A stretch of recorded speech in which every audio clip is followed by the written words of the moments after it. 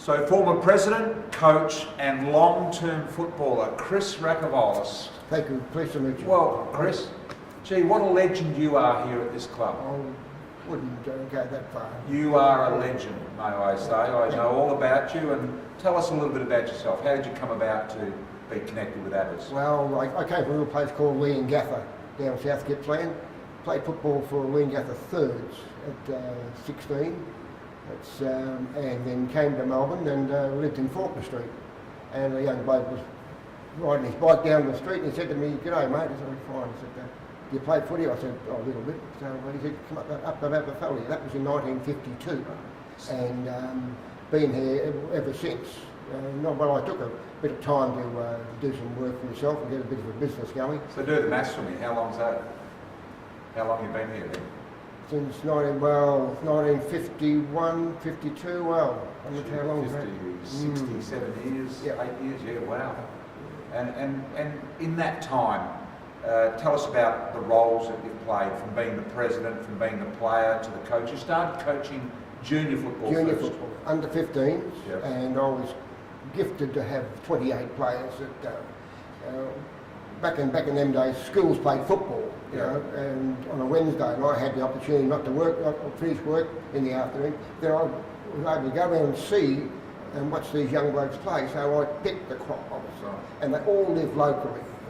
Was it hard to get them from the school and bring them here to the club at that stage? Not really. I made them an offer they couldn't refuse.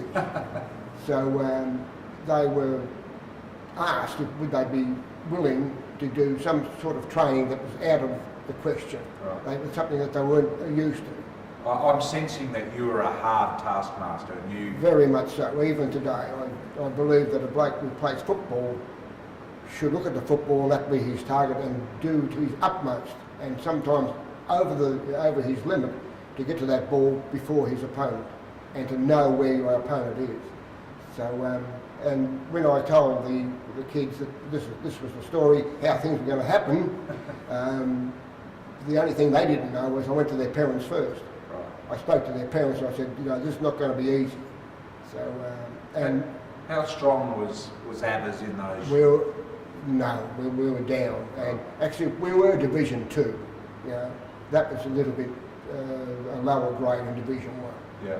But we were fortunate enough to sort of be in a position where we asked some of the senior teams would they like to play us, and they said no. But it was the players first, not me, the players first. So the junior football then leads to the senior football. Yes. What sort of shape was it in when you arrived? And what years are we talking there? We're talking about 60, 65, Yep. 67. We had players, so we had Brian Sully, we had Johnny Misson, we had Stevie Flynn, and these players, but we didn't have players that were strong enough to go all day. And Murray Harrison was president at that time, and he said, well, let's go look around. And we found out that Yarraville were going down, and they were in the VFA. So we were fortunate enough to have a Dougie Eon, his brothers played for Footscray, and they were connected with Yarraville, and so I travelled over and spoke to the committee at the Yarraville Football Club and asked them would they be willing to release these players to us, and they said, well, we don't know about that, but anyway, so then Ronnie Brown, Nino Quarantrotto, Mickey Burrows, Lou Dowling, all these blokes played for Yarraville, and they were good footballers. Gee, your memory's good. Oh, Who was the best of those that ended up here and playing? Ronnie Brown. Yeah, why? Because he was this side of playing VFL football, Right. and he was good. Left foot, right foot, and he wore those boots with the toe, the steel toes. Remember the Adidas used to make? Yeah. And he wore those, and I seen him one day kick a goal from outside these club rooms, and that must have been nearly 70 metres. So he was the best. Who was the toughest player in your time, do you reckon? Well, when I was playing, I'd say Brian Sully. He was a tough man. When we got up amongst in the 70s and that, because there was Des Menzies, Stevie Flynn. These blokes who were tough footballers, straight. Don't get in front of them. You won't play for the rest of the game. Do you sit back now and look at this club, and it's talked about a lot, it's well known in the community, it's a good top club. Do you look at it and go, gee, I played a little part in that? Yeah, I did, but a lot of other people, everyone who became a president of Aberfeldie all contributed something along the way. Everybody, and every little bit helped. What we were so fortunate in, this was a community of ex-servicemen and women, and they had fought their wars. I worked for two fellows in the grocery shop, Normie Beavis and Ray Chandler. Ray Chandler was an artillery man, and Normie Beavis was in the infantry in New Guinea. And I don't know if I should mention this, but they were out on patrol one day, and they hooked up with the Japanese. And when the day was over, he was the only one standing out of 14. So the community is based that way, that it's quiet. You don't make a fuss. You don't make yourself, I am here, this is me, this is Chris Racavolis. No, it won't work. They won't talk to you. Don't ever big note yourself. So you'd see this as a very modest club. Very much so. That's how the return service people wanted it. And they built those little homes, little brick homes out here, like they're tied up together, and concrete ones.